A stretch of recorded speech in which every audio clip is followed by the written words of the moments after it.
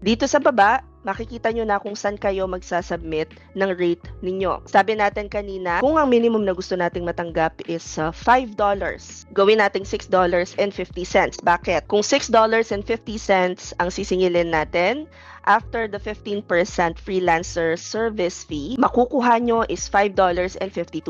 But remember, you are also spending for the connects. So, kailangan kasama siya dun sa budget ninyo. On here, pwede rin kayo mag-request ng rate increase. Ibig sabihin, halimbawa naka-on ito at gusto mong every 12 months ay tumaas ng 10% ang sahod mo, by next year, ang makukuha mo na is $6.08. And eto sa cover letter, dito mo na ilalagay ang iyong proposal.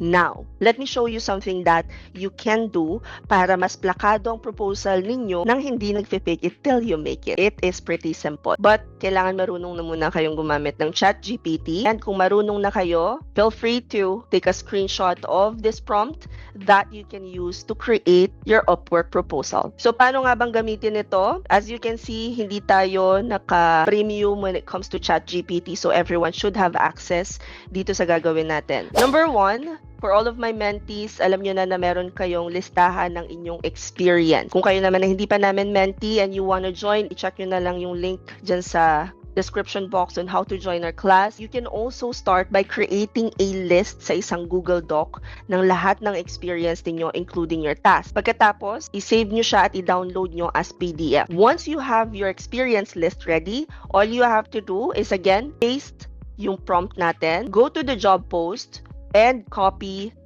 yung pinakang job description. Ilalagay mo dito sa baba yung job description. Ipipaste mo siya dyan. Click the plus button. Click on add photos or files. Attach your experience list. And once it's done attaching, just hit send. And just like that, it has created this Upwork proposal for you. Make sure na babasahin nyo from top to bottom, left to right without any word skipped.